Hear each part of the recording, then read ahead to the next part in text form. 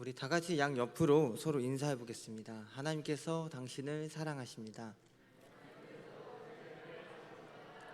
이번엔 앞뒤로 인사해 보겠습니다. 하나님께서 당신을 사랑하십니다. 네, 이렇게 오랜만에 오후 예배를 드리게 돼서 너무나 기쁘고 감사합니다. 제가 작년에 결혼을 하게 되면서요, 영등포 구청에 가서 이렇게 아내와 함께 혼인신고서를 작성을 했습니다. 그래서 저는 혼인신고서를 작성을 할 때 결혼하는 당사자 2명만 있으면 되는 줄 알고 아주 마음 편하게 갔는데, 혼인신고서를 작성하던 중에 필요한 것이 있었습니다. 무엇이냐면 2명의 증인이었습니다. 그래서 나만 있으면 되는 게 아니라 이 결혼을 증명하는 법적인 증인이 2명이 있어야 되는 것을 작년에 처음 알았습니다. 그래서 급하게 가족들에게 부탁을 해가지고 개인 정보와 서명을 받아서 혼인 신고를 하게 되었습니다. 그래서 지금은 저희가 법적인 부부로서 이렇게 살고 있습니다. 오늘 본문에서도 증인이 등장합니다.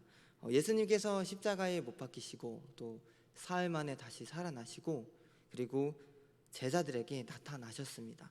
그들에게 말씀하시는데 예수님은 제자들에게 손과 발을 보이시고요, 그리고 그들과 식사를 나누십니다.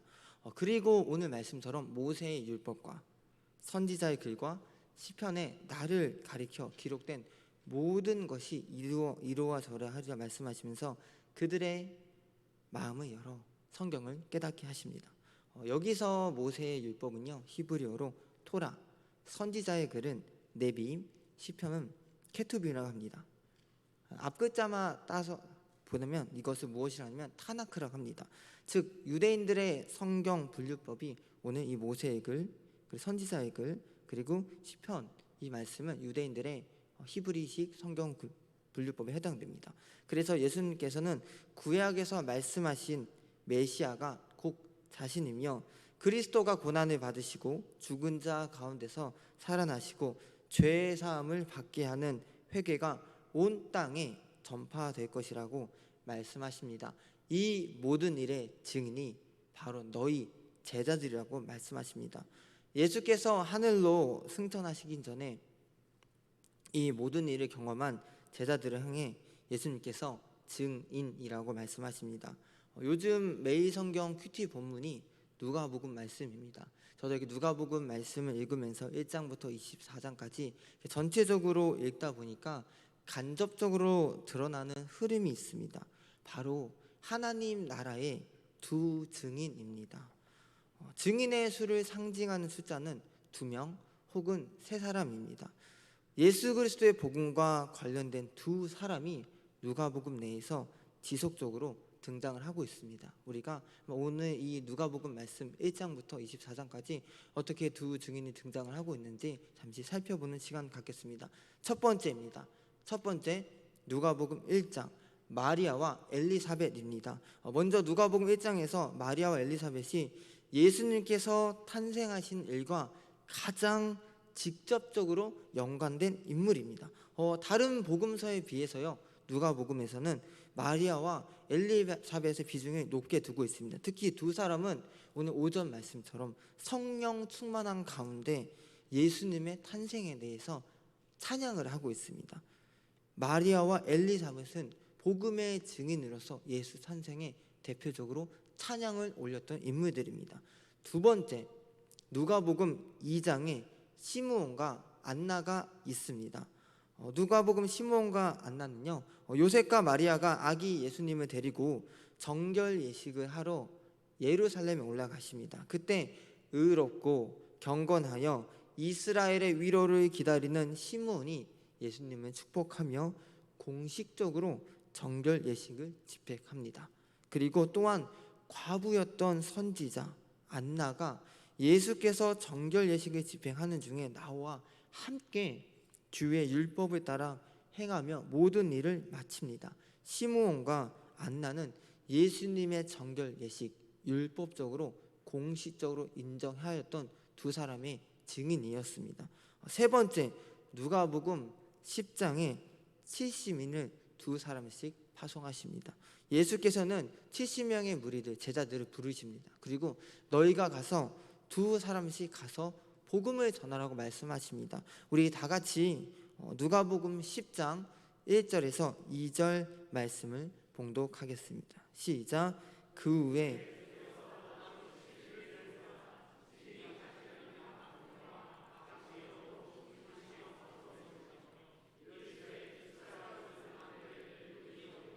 그러므로 추수하는 주인에게 청하여 추수할 일꾼들을 보내주소서. 아멘. 예수님께 파송받은 70명의 제자들은 둘씩 짝지어 하나님의 나라의 복음을 전합니다. 예수님은 너희가 어느 집에 가든지 가서 평안하라, 샬롬의 인사를 하도록 합니다. 그 샬롬의 사명을 주십니다.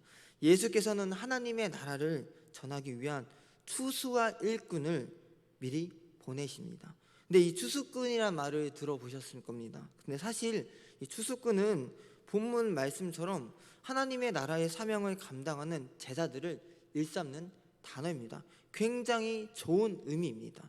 그런데 이단 신천지에서 추수꾼이라는 용어를 사용하다 보니까 의미가 좀 이상해집니다. 본문의 단어에서 추수꾼이 나오면은 우리가 느끼기에도 반감이 생깁니다. 그런데 우리가 사용하는 정통 기독교에서 사용하는 추수꾼은 하나님의 교회를 빼앗지 않습니다. 무너뜨리지 않습니다. 오히려 하나님의 나라와 덕을 세우는 용어가 추수꾼입니다. 그런데 신천지의 추수꾼은 어떠합니까? 기성교회에 침투해가지고 그 교회를 무너뜨립니다. 거짓 복음, 아니 거짓 교리를 전하여 하나님의 온전한 나라를 세우지 못하도록 하는 것이 신천지인들이 사용하는 추수꾼입니다. 우리는 교회 내에 신천지 추수꾼이 있는지 영적으로 깨어 기도하며 분별하며 검증을 해봐야 됩니다. 그리고 진정한 하나님 나라의 추수꾼은 오늘 말씀처럼 복음 전파자의 하나님 나라의 두 증인으로서 사명을 감당하는 것이 추수꾼입니다. 다시 우리 누가복음 24장 말씀으로 돌아오겠습니다. 24장에서도요 두 증인이 두 번이나 등장을 합니다. 네 번째로 누가복음 24장 빈 무덤과 찬란한 옷을 입은 두 사람입니다. 오늘 말씀에서 누가복음 24장 앞쪽을 보시게 되면은 예수님의 빈 무덤 사건이 있습니다. 그래서 이 첫 번째 빈 무덤에서 안식 후 첫날 여자들이 예수님의 무덤이 비어 있는 것을 발견합니다. 다 같이 누가복음 24장 5절 말씀을 봉독하겠습니다. 시작. 이로 인하여 근심할 때 문득 찬란한 옷을 입은 아멘. 이 빈 무덤 사건에 대해서 모든 복음서에서 다루고 있는데요. 누가복음에서는 그 천사의 숫자가 2명이라는 것을 표현하고 있습니다. 이것은 무엇이냐면 여자들이 이 천사들을 두려워하자 두 천사가 두려워하지 말라, 예수 그리스도께서 죽은 자 가운데서 다시 살아났다는 것을 여자들에게 말하는 증인이 되어주고 있습니다. 그래서 두 천사들은요 부활 사건의 증인으로서 그 역할을 감당하고 있습니다. 다음 다섯 번째 누가복음 24장 내에 바로 앞절 엠마오로 가는 두 제자가 있습니다. 이 엠마오로 가는 두 제자는 예수님의 십자가의 사건을 듣고 또 여자들을 통해서 빈 무덤 사건을 듣고 걸어가는 길에 심각하게 이 문제에 대해서 이야기를 합니다. 그때 예수님께서 나타나십니다. 그 두 제자는 그분이 예수님인지 알지 못하였습니다. 그리고 예수님은 그들에게 모세의 율법과 선지자의 글을 풀어주시면서 해석해 줍니다. 그 얘기를 듣던 제자들의 마음이 어떻게 됩니까? 뜨거워집니다. 아주 가슴이 뜹니다. 성령 충만해집니다. 그리고 나서 도착하고 나서 다시 생각해 보니까 이미 예수님이 떠나고 나서 우리에게 그 성경의 진리의 말씀을 풀어주셨던 분이 부활하신 예수님이구나 하여 그들이 다시 돌아 예루살렘으로 돌아갑니다. 그 예루살렘에는요 12제자들이 있었습니다. 그들에게 찾아가서 소식을 전합니다.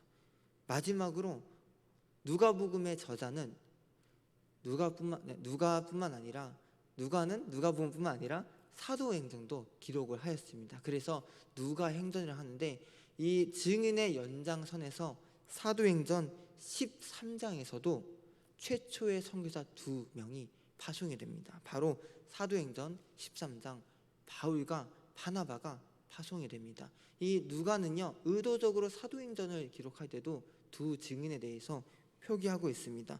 누가가 기록한 사도행전 13장에서 안디옥 교회는요, 최초의 선교사 두 사람을 파송합니다. 다 같이 사도행전 13장 1절에서 2절 말씀을 봉독하겠습니다. 시작.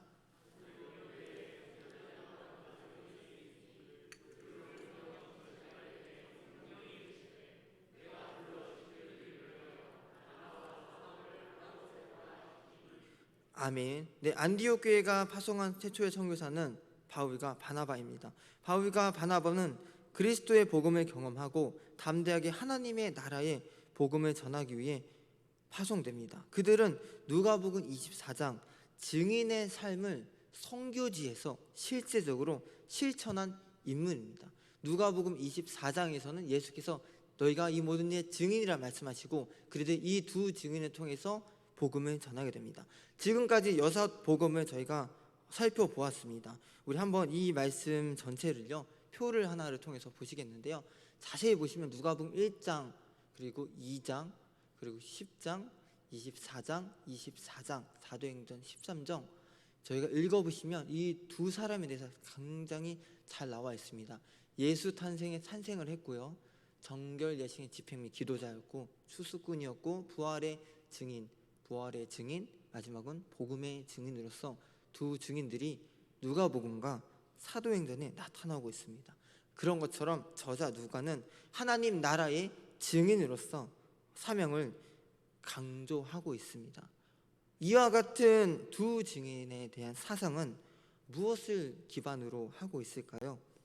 누가복음은 모세의 글, 선지자의 글, 시편에 기록된 예수 그리스도의 복음에 대해서 자주 언급하고 있습니다. 즉 증인에 대한 사상은 구약 성경과 예수 그리스도께서 말씀하신 증언의 중요성이 있습니다. 다 같이 신명기 19장 15절 말씀을 봉독하겠습니다. 시작. 사람의 모든 악에 관하여 모든 죄에 관하여는 한 증인으로만 정할 것이 아니요 두 증인의 입으로나.